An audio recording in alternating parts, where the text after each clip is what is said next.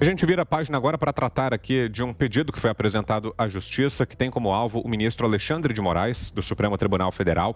O advogado Paulo Faria entrou com uma representação criminal com pedido de prisão em flagrante por crime inafiançável de tortura contra o ministro Alexandre de Moraes, do Supremo Tribunal Federal. Moraes é acusado de desrespeito à imunidade parlamentar, impedimento do pagamento de fiança e outros crimes contra o deputado federal Daniel Silveira. E sobre isso nós vamos conversar agora justamente com o doutor Paulo, que está conosco aqui. Seja bem-vindo, doutor, mais uma vez aqui ao programa. Uma boa noite.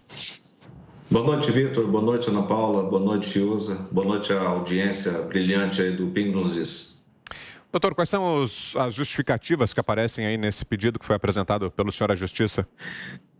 É o seguinte, o ministro do STF, ele está cometendo um crime permanente de tortura.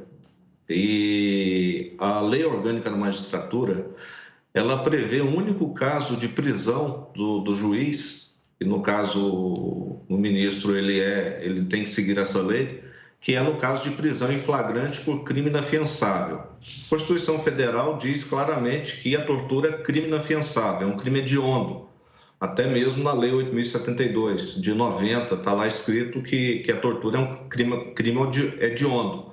Então, ocorre que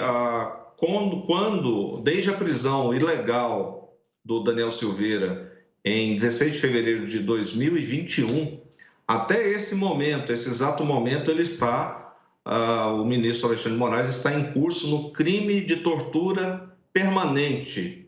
E isso, por ser um crime inafiançável, é a única forma de um juiz ser preso, não pelo tribunal, mas por qualquer outra autoridade, e no caso foi enviado à Procuradoria-Geral da República, com base no artigo 27 do Código de Processo Penal, que diz que quando qualquer pessoa tiver indícios de crime, ela tem que comunicar às autoridades. Aliás, essa daí é a tônica aí que estão acusando o presidente Bolsonaro de não ter, entre aspas, levado a cabo a questão da denúncia dos irmãos Miranda. Mas eu levei a cabo, eu procurei a autoridade competente, que é ao titular da ação penal, que é o Ministério Público, para ele tomar providências. E lá na petição eu mencionei a questão do crime permanente de tortura, porque muitas pessoas pensam que a tortura é só física, mas existe a tortura psicológica. Aí você imagina, desde o dia 29 de junho, quando nós conseguimos pagar a fiança de R$100 mil de um crime inafiançável, ou seja, então ele passou a ser fiançável. Se ele passou a ser afiançável, então o Daniel Silveira não tinha nem que estar preso. Porque se ele está preso por um crime inafiançável, não pode ter fiança. Mas mesmo assim, nós pagamos a fiança de R$100 mil e desde o dia 29 ele continua preso com a fiança paga. E o motivo da prisão dele foi justamente por não ter pago a fiança. Então, esse sofrimento, essa expectativa do parlamentar de ter a sua liberdade com o pagamento da fiança, isso é uma angústia. E é exatamente o que tipifica o crime de tortura. E ele é inafiançável. Por ser inafiançável, eu provoquei e requeri o pedido de prisão em flagrante por crime inafiançável do ministro Alexandre de Moraes. Sua pergunta, Guilherme Fiuza. Doutor Faria, boa noite. Essa história realmente é impressionante. Quer dizer, foi paga a fiança e o deputado não foi solto como deveria ter sido mediante o pagamento. Onde é que isso está obstaculizado? Isso foi a vara de execuções que travou? Como é que foi feita essa obstrução, doutor Faria? Fiuza, quem estipulou a fiança foi o ministro Alexandre de Moraes. Ele é a autoridade coatora que a gente fala, né? Então, ele que foi o autor da prisão. Ele atendeu a um pedido do vice-PGR, que também foi denunciado por ter cometido supostamente um crime aí de abuso de autoridade e outras coisas, né, que já foram feitas denúncias. Eu fiz a denúncia no dia 1º de julho, à PGR também, contra Alexandre de Moraes e o vice-PGR por abuso de autoridade, mas como a prisão foi decretada pelo ministro Alexandre de Moraes, e eu digo para você, Fiuza, que essa prisão que está aí, ela é uma prisão totalmente anômala, mas que ela se reveste de prisão preventiva. E o próprio ministro Alexandre de Moraes, na ADI 5526 do DF, disse claramente que não cabe prisão preventiva a parlamentares. Ou seja, nós temos um crime de inafiançável que se estabeleceu uma fiança.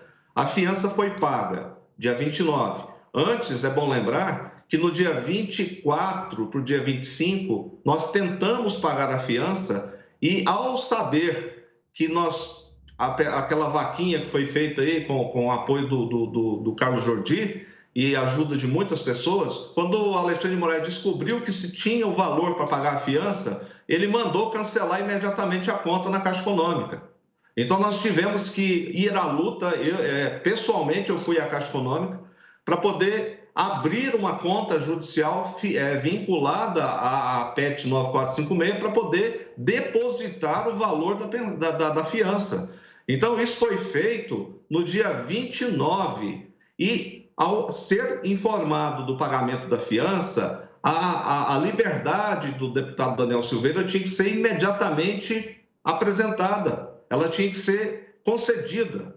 E a partir desse momento que não foi concedida, e o próprio Alexandre de Moraes é o autor da prisão, que decretou a prisão, e ele também tem o poder da caneta de determinar sua soltura ou outras medidas cautelares, ele está cometendo continuamente o crime de tortura. E esse crime é hediondo, e esse crime é inafiançável. Esse sim é inafiançável. Esse nem com R$1 milhão ou 10 milhões o cidadão consegue ser liberado. Então, aconteceu isso. Então, para você ter uma ideia, a fiança paga dia 29, já tem 14 dias de pagamento de fiança e até hoje o PGR, o vice-PGR, não se manifestou sobre a questão que é óbvia. Pagou a fiança, o motivo da fiança é o não pagamento, se pagou tem que liberar. Então, infelizmente, nós estamos vivendo um estado de exceção e o STF hoje, eu como advogado, eu tenho a desfaçatez de dizer, ou a desonra de dizer, que é um tribunal de exceção. Ana Paula Henkel, sua pergunta, Ana. Boa noite, doutor Paulo. Bom, diante aí de uma ação corajosa, né, por parte do senhor, exatamente peitando esse projeto de tirania que foi colocado aí, né, à luz do dia por membros da nossa mais alta corte, o senhor não está sofrendo nenhum tipo de retaliação? Ana Paula, eu confesso para você que no dia 1º de julho, eu renunciei ao mandato de atuação dos processos do Daniel Silveira, justamente porque eu senti que estava ocorrendo uma certa vingança do Alexandre de Moraes e de outras pessoas ligadas aos processos contra a minha pessoa, mas para atingir o Daniel. O que eu fiz? Eu renunciei ao mandato para poder ter liberdade de trabalhar. Hoje eu não estou habilitado por procuração para defender o Daniel Silveira, mas isso não me impede de atuar na defesa, porque eu acredito na liberdade dele, acredito que ele é um preso político, acredito que o que está sendo feito com ele é um crime mais do que hediondo, seria um crime contra a humanidade, porque o que está sendo feito com ele está sendo feito com todos os brasileiros. Então, eu me senti no direito de fazer isso e não estou dizendo que não haja a perseguição. Na sexta-feira, eu recebi um comunicado da OAB que o ministro Alexandre de Moraes mandou instaurar um procedimento ético-disciplinar contra a minha pessoa. E esse procedimento foi enviado para a OAB Nacional e o senhor Felipe Santa Cruz determinou à OAB Distrito Federal que abrisse um procedimento ético-disciplinar contra a minha pessoa por eu estar certamente sendo incisivo na defesa dos direitos do Daniel Silveira. Então, só para você ter uma contextualização, eu representei o Alexandre de Moraes o ano passado criminalmente, por conta dos inquéritos 4781 e 4828, que eu atuei nesses inquéritos, não tive acesso até hoje. E o Felipe Santa Cruz, que é o presidente da OAB Nacional, um petista, só eu fiz 3 pedidos de impeachment dele, todos 3 engavetados. Então, eles estão usando esse momento para poder utilizar a força do Estado contra o Daniel Silveira e contra quem se insurge contra, caso eu, que não tenho receio, que eu jurei quando fui receber o meu registro de advogado, defender a Constituição, os direitos humanos, a liberdade e o Estado Democrático de Direito. É o que está sendo feito. Não tenho medo, não vão me calar e podem vir com 50, 100 processos ético-disciplinares, mas Deus é mais, aqui não. Ô, doutor, e ainda falando sobre o Supremo Tribunal Federal, queria aproveitar a presença do senhor aí e ouvi-lo enquanto operador do direito, como alguém que acompanha as questões ligadas ao judiciário. Estamos aqui acompanhando a indicação do presidente Jair Bolsonaro, né, sobre a nova vaga que foi aberta hoje no Supremo, com a aposentadoria do ministro Marco Aurélio. É possível que seja indicado o advogado-geral da União, André Mendonça. O próprio presidente, na verdade, falou agora há pouco que vai mesmo indicar o advogado-geral André Mendonça. Queria saber do senhor as impressões do senhor a respeito desse nome escolhido pelo presidente e também do que vem achando até aqui da passagem do primeiro indicado por Bolsonaro ao STF, que é o ministro Nunes Marques. Eu parto primeiro da segunda. Eu, particularmente, quando o ministro Nunes Marques foi indicado, eu já deixei muito claras as minhas impressões, porque, sinceramente, eu não esperava muita coisa. Eu estou falando no âmbito pessoal, eu não estou falando no âmbito profissional. Eu estou falando no âmbito da minha visão de advogado. Não aprovei, deixei muito claro até para o grupo eu sou conservador e do grupo de conservadores e advogados, que são muitos, deixei muito clara a minha posição. Achei que foi uma escolha infeliz do presidente da República, tínhamos nomes melhores, mas vamos esperar para ver se ele consegue engrenar a segunda, a terceira e fazer um bom trabalho. Mas, por enquanto, a partir do momento que ele referendou, juntamente com os demais membros do Supremo, a prisão ilegal de um parlamentar no pleno exercício do seu mandato, isso para mim já foi a zero. Porque a função de um ministro que tem obrigatoriedade de ter notável saber jurídico e reputação ilibada, principalmente o notável saber jurídico, é de seguir a lei e a Constituição. E a Constituição foi rasgada 2 vezes pelo Pleno, e o ministro Nunes Marques participou, infelizmente, dessas 2 degoladas da Constituição Federal. Quanto à indicação do ministro da AGU, o André Mendonça? O André Mendonça, perdão, é porque houve um lapso de memória. Eu entendo que ele, por ser um reverendo, por ser uma pessoa ligada a valores, e nós precisamos de colocar pessoas no Supremo com claras indicações de valores, principalmente valores familiares, valores de respeito às religiões, e não isso que está sendo feito até o momento. Eu acredito muito que o André Mendonça ele vai ser indicado e vai fazer uma excelente gestão se ele não for contaminado. Eu espero que ele tenha a postura e a hombridade de seguir com seus valores, até então conhecidos do grande público. Então, eu aposto bastante e acredito, inclusive, a questão dos advogados que estão conosco, que André Mendonça será uma boa indicação. E tem um detalhe importante, Vitor. O André Mendonça é o sucessor do ministro Marco Aurélio. Fiuza. Faria, voltando ao caso do deputado Daniel Silveira, o senhor mencionou que uma conta na Caixa Econômica Federal, que pelo que eu entendi, reunia os recursos arrecadados para pagar essa fiança, foi bloqueada pelo ministro Alexandre de Moraes. Foi isso mesmo? E com que fundamento essa conta foi bloqueada? Fiuza, no dia 24, quando o Daniel foi preso, começou uma campanha de levantamento de valores, porque o Daniel não tinha dinheiro para poder pagar. Ele não tem dinheiro para pagar essa fiança de 100 mil. Aliás, essa fiança foi arbitrada justamente para ele não pagar e ser preso. Foi uma justificativa da sua prisão, mais uma vez ilegal. Então, o que aconteceu? No dia 25 de junho, quando nós informamos no STF que tínhamos o valor da fiança, o que aconteceu? Nós enviamos uma TED no valor de 100 mil reais para a conta que foi indicada pela Caixa Econômica e estava no processo. A TED retornou. Quando nós pedimos para confirmar ao STF, nós vimos que o ministro Alexandre de Moraes colocou uma decisão depois desses episódios dizendo que estava determinando o cancelamento imediato da conta. Justificativa, por ele não ter conseguido pagar a fiança no prazo que ele estabeleceu de 48 horas. Agora, é inadmissível, porque o Código de Processo Penal, no artigo 334, Fiuza, ele é muito claro.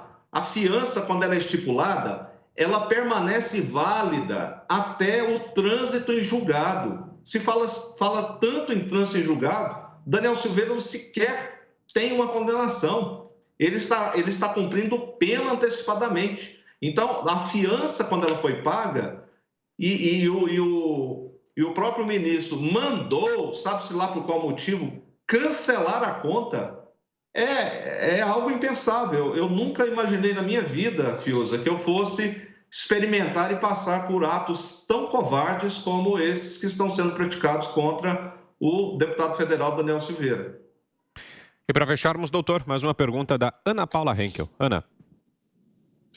Doutor Paulo, gostaria que o senhor falasse, se pudesse, né, obviamente, sobre a suposta fuga aí do Daniel Silveira, do deputado Daniel Silveira, já que nós temos a informação de que há vídeos mostrando que não houve fuga. Eu queria saber se é verdade, se esses vídeos realmente existem e qual é o processo daqui para frente, se eles realmente existem. Ana Paula, essa foi uma das pachorras criadas pela esquerda e pela extrema imprensa, que não respeita a pessoa, não respeita o ser humano, e que foi originada de uma falsa declaração de um agente federal. Um dos agentes que foi acompanhar lá os demais agentes, que chegaram 3 viaturas, ele disse que o Daniel tentou pular o muro e depois, quando deu de cara com ele despulou, né? Como diz, já está essa expressão está bastante difundida, mas ele teria voltado. Mas acontece o seguinte, Ana Paula, vamos aos fatos. O Daniel Silveira, ele está há mais de 40 dias com o joelho estourado, os ligamentos, por conta dos exercícios que ele praticava de Muay Thai. O Daniel Silveira estava, no momento da prisão, de bota ortopédica. Daniel Silveira, no momento da prisão, estava utilizando muletas. Então, o que acontece? Por azar desse agente da Polícia Federal, o circuito interno de TV da residência do Daniel gravou 35 minutos de operação da Polícia Federal, desde quando a Polícia Federal chegou no portão até quando ela saiu com ele preso. E eu encaminhei até para a produção o vídeo de alguns segundos que mostra como o Daniel Silveira entrou no carro da Polícia Federal. Ele entrou, só para complementar, ele entrou mancando, de muletas e com ajuda, inclusive, quase com a ajuda do próprio policial federal. Agora, em nenhum momento dos 35 minutos de vídeo há de se verificar a presença do Daniel Silveira tentando fugir. Então, nós estaremos levando isso ao Ministério Público, vou entregar pessoalmente a cópia da íntegra do vídeo, sem qualquer edição, para demonstrar e pedir abertura de investigação e procedimento criminal nesse caso, em tese, prevaricação, falsidade ideológica, falsificação de documento público, porque essa falsa tentativa de fuga foi incluída no relatório da Polícia Federal e, pasme, Ana Paula, no pedido do dia 2 que o Alexandre de Moraes enviou para a PGR manifestar sobre o pedido de revogação da prisão por pagamento de fiança, ele colocou esse relatório para ele se manifestar sobre a possível tentativa de fuga. Então, utilizaram isso para poder manter o Daniel preso de forma ilegal. Isso foi uma covardia, isso foi um ato criminoso. É o Estado plantando coisas falsas para poder condenar uma pessoa sem sequer ter cometido o ato. Então, como que o Daniel vai pular um muro de 5 metros de altura, de muletas, e depois ele novamente retornar. É impressionante. E nós temos... Eu enviei, sim. Isso que eu ia dizer, doutor. Nós temos o vídeo aqui. Vamos lá, vamos mostrar. Esse é o Daniel chegando. Veja que ele está mancando. Ó, está mancando, muleta. Ó, a dificuldade para entrar na viatura. Então, isso aí é a prova de que como é que ele vai pular um muro de 5 metros de altura? E lá, na realidade, o muro da casa do Daniel é uma contenção. Então, é uma ribanceira. Se ele pular, ele não dá conta de voltar, ainda mais nesse estado. Então, é impressionante. Impressionante o que estão fazendo com ele. Muito bem, quero agradecê-lo mais uma vez, doutor Paulo Faria, conosco aqui em Os Pingos nos Is. Obrigado pela entrevista, doutor. Uma boa noite, ótima semana por aí, até uma próxima. Obrigado, boa noite a todos.